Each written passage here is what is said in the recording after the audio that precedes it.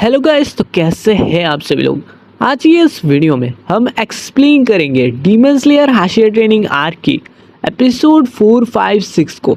तो चलिए वीडियो शुरू करते हैं। एपिसोड 4 के शुरुआत में तांजीरो मुइचिरो के पास ट्रेनिंग लेने आ जाता है, जिसे देख के मुइचिरो बहुत खुश हो जाता है। इसके बाद लंच ब्रेक में मुइचिरो का क्रो सारे डीमन स्लेयर को चिढ़ाने लगता है कि वो कितना कमजोर है। इसे देख के डीमन स्लेयर नाराज हो जाते हैं। इसके बाद मुइचिरो तांजीरो को लेके एक रूम पे आता है जहाँ पर कानामोरी सान थे, जिसे मुइचिरो ने अपनी स्वॉर्ड को धार करने के लिए यहाँ ले आए हैं, क्योंकि सामने वाली बैटल में मुइचिरो को उसका तलवार बेस्ट कंडीशन में चाहिए होगा ताकि वो अच्छी तरीके से लड़ पाए। इसके बाद मुइचिरो एक स्लेयर को कहता है, तुम अच्छी तरीके से लड़ना सीखो, वरना बैटलफील्ड में डीमन का एक वार तुमको खत्म भी कर सकता है। इसके बाद हमें वही आंखें दिखाया जाता है जो बहुत सारी थी, और वो आंखें नया अपर मून 4 नाकिमे की थी, जो इन्फिनिटी कैसल में बैठ के इन सब आंखों को कंट्रोल कर रही थी। और ये आंखें मुइचिरो के ऊपर नजर रख रहा होता है। और तब हमें दिखाया जाता है एक जगह पे सानिमी और ओबानाई ट्रेनिंग कर रहे होते हैं। वहाँ मुइचिरो भी आ जाता है, जहाँ पर मुइचिरो को दोनों से फाइट करनी होगी। मुइचिरो कहता है ठीक है, और वो लोग फाइट करना शुरू कर देते हैं। और उन लोगों का ट्रेनिंग खत्म हो जाने के बाद सानिमी मुइचिरो से पूछता है, तुम्हारा ट्रेनिंग का क्या हाल है। तो वो कहता है, आज तांजीरो मेरे पास ट्रेनिंग लेने आया था और ओबानाई के पास जाते जाते उसका सारा जख्म ठीक हो जाएगा। फिर ओबानाई कहता है, फिर तो मैं उसे पूरी ताकत से ट्रेनिंग करवा सकता हूँ।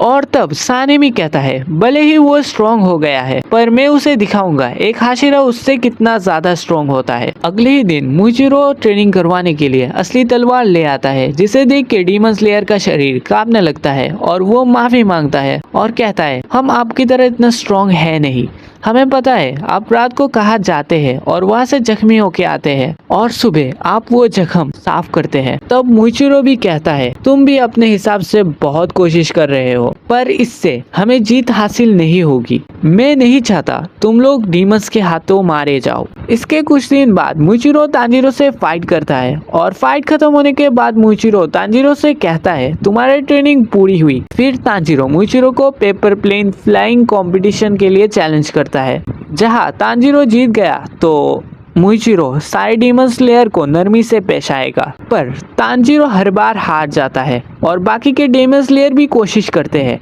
पर वो मुइचिरो को हरा नहीं पाते।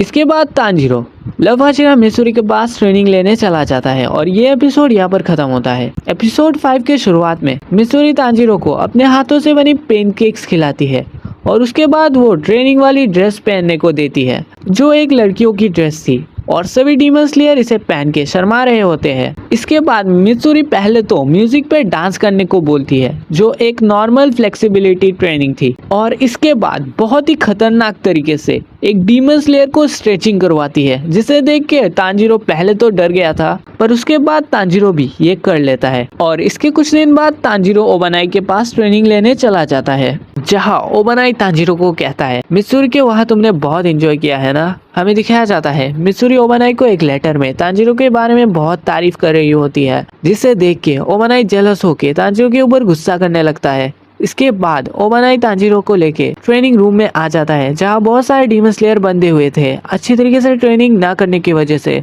और तब ओबानाई ट्रेनिंग के बारे में तांजीरो को बताने लगता है कि स्लेयर्स एक लकड़ी में बंधे हैं और उनके बीच थोड़ी सी गैप है, जहाँ तुम्हें तलवार चला के मेरे ऊपर अटैक करना होगा। ओबानाई का एक्यूरेसी और स्पीड नेक्स्ट लेवल पे था। उसके बाद तांजीरो स्लेयर्स के फिक्र करते हुए स्लोली स्वॉर्ड को घुमाता है, जिसे देख के ओबानाई गुस्सा करने लगता है और ओबानाई तांजीरो को मारने लगता है उन गैप के बीच से। और तांजीरो कांप रहा था, कह रहा था कि ये वार स्लेयर्स को ना लग जाए। इसके बाद तांजीरो ओबानाई से हार जाता है। इसके कुछ दिन बाद तांजीरो खुद को जंगल में इमेजिन करके ओबानाई के ऊपर वार करता है, जो ओबानाई के ड्रेस में लगती है, और ओबानाई तांजीरो को दूसरे हाशिरा के पास जाने को बोलता है, क्योंकि उसका ट्रेनिंग कंप्लीट हो गया था। इसके बाद तांजीरो सानिमी की वहाँ ट्रेनिंग करने जा रहा होता है, तब जेनत्सु डर के मारे वहाँ आ जाता है, और उसके पीछे सानिमी भी आ जाता है, और वो जेनत्सु को बेहोश कर देता है, और तांजीरो को कहता है, इसे लेके तुम मेरे पीछे आओ। इसके बाद हमें सानिमी सानिमी का ट्रेनिंग दिखाया जाता है जो बहुत खतरनाक था, एंडलेस स्ट्राइकिंग, जहां सानिमी बहरहम की तरह सारे डीमन स्लेयर को मार के खून निकलवा लेता है। और तांजीरो का हालत भी बहुत खराब था। तब गेनिया को दिखाया जाता है जो सानिमी को बड़े भाई कह के पुकारता है, मेरा कोई भाई नहीं है और तुम यहाँ से चले जाओ, तुमको तो कोई ब्रीथिंग स्टाइल आता ही नहीं, तुम्हें डीमन स्लेयर होना ही नहीं चाहिए। यह कह के सानिमी जा रहा होता है, पर तब गेनिया कहता है मैंने यहाँ पर आने के लिए बहुत मेहनत की और एक डीमन को भी खाया। ये सुन के सानिमी पागलों की तरह गेनिया के ऊपर अटैक कर देता है और उसके आंखें फोड़ने ही वाला होता है। तब तांजीरो उसे बचा लेता है। सानिमी गेनिया को कहता है तुम ये डीमन स्लेयर कॉर्प्स छोड़ दो, मैं तुम्हें जाने दूंगा। और तांजीरो कहता है तुमने तो कहा ये तुम्हारा भाई है नहीं, तो तुम उसे किस हक से डीमन स्लेयर कॉर्प्स छोड़ने को कह सकते हो। इसके बाद तांजीरो और सानिमी की लड़ाई लग जाती है और सारे डीमन स्लेयर ये लड़ाई रोक लेते हैं और तांजीरो का सानिमी की वहाँ ट्रेनिंग डिसमिस कर दिया गया है। इसके बाद तांजीरो और ज़ेनात्सु एक साथ ग्योमे के वहाँ ट्रेनिंग लेने जा रहे होते हैं और यहाँ पर ये एपिसोड खत्म हो जाता है। एपिसोड 6 के शुरुआत में ग्योमे तांजीरो और ज़ेनात्सु को कहता है यहाँ पर सिर्फ 3 ट्रेनिंग होगी जो बहुत सिंपल है। पहला है वाटरफॉल में ट्रेनिंग करना, दूसरा उन्हें लकड़ी के लॉक्स को उठाना होगा और तीसरा उन्हें एक बड़े से बोल्डर को धकेलना होगा। और ये सुन के ज़ेनात्सु बेहोश हो जाता है और तांजीरो ज़ेनात्सु को लेके नदी में चला जाता है। और विंटर की सीजन थी तो पानी बहुत ठंडा था और ज़ेनात्सु चिल्लाने लगता है। इसके बाद हमें कुछ डीमन स्लेयर को दिखाया जाता है जो एक पत्थर में लेटे हुए थे और वो लोग ज़ेनात्सु को कह रहे होते हैं ये पत्थर गर्म है, तुम यहाँ आके लेट जाओ। फिर ज़ेनात्सु तुरंत वहाँ लेट जाता है। इसके बाद हमें इनोसुके को दिखाया जाता है जो वाटरफॉल में ही ट्रेनिंग कर रहा होता है और वो कुछ मंत्र जप रहा होता है, पर इसके कुछ देर बाद वो मंत्र जपना बंद कर देता है और तांजीरो समझ जाता है कि इनोसुके बेहोश हो गया है और वो उसे वाटरफॉल से निकाल लेता है। इसके बाद तांजीरो भी वाटरफॉल में बैठ जाता है ट्रेनिंग करने के लिए। इसके कुछ देर बाद वो गर्म पत्थर में लेट जाता है। इसके बाद वो लोग बैठ के मछली खा रहे होते हैं। तब इनोसुके कहता है स्ट्रॉन्ग हाशिरा बहुत कमाल के हैं, शायद वो यहाँ के सबसे स्ट्रॉन्गेस्ट हाशिरा होंगे। फिर तांजीरो कहता है हाँ मुझे भी यही लगता है, पर ज़ेनात्सु कहता है नहीं, वो बूढ़ा आदमी सिर्फ हमें परेशान कर रहा है, वो खुद ही तीसरा टास्क नहीं कर सकता, मतलब बोल्डर को हिलाना। इसके बाद हमें दिखाया जाता है ग्योमे इससे भी बड़ी पत्थर धकेल रहा होता है। इसके बाद तांजीरो और ज़ेनात्सु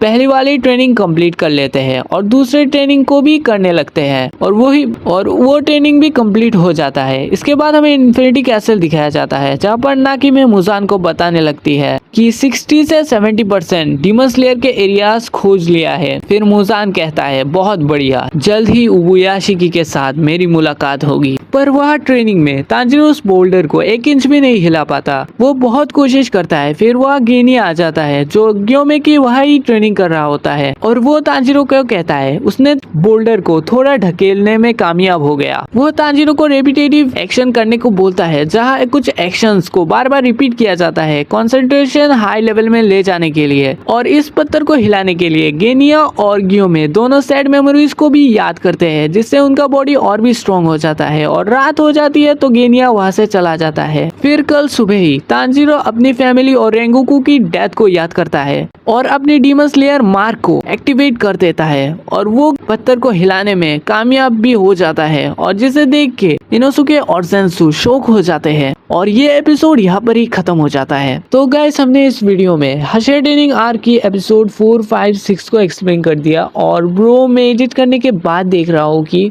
ये जो 3 एपिसोड है इसका जो साउंड है वो 9 मिनट का बना और इंट्रो और आउट्रो लगा के शायद कुछ बढ़ सकता है। और हाँ गाइज इस वीडियो में मैंने सारे मेन टॉपिक को कवर किया और पूरे एपिसोड को कवर नहीं किया। वो कवर करने जाता तो एक एपिसोड ही 6-7 मिनट का बन जाता। बाकी मैंने एक्सप्लेनेशन को अच्छा करने के लिए जितना हो सके उतना चीज़ें कवर की और क्वालिटी भी इंक्रीज किया। और आपको ये वीडियो अच्छी लगी तो लाइक कर देना, चैनल को सब्सक्राइब कर देना। तब तक के लिए till then tata bye bye.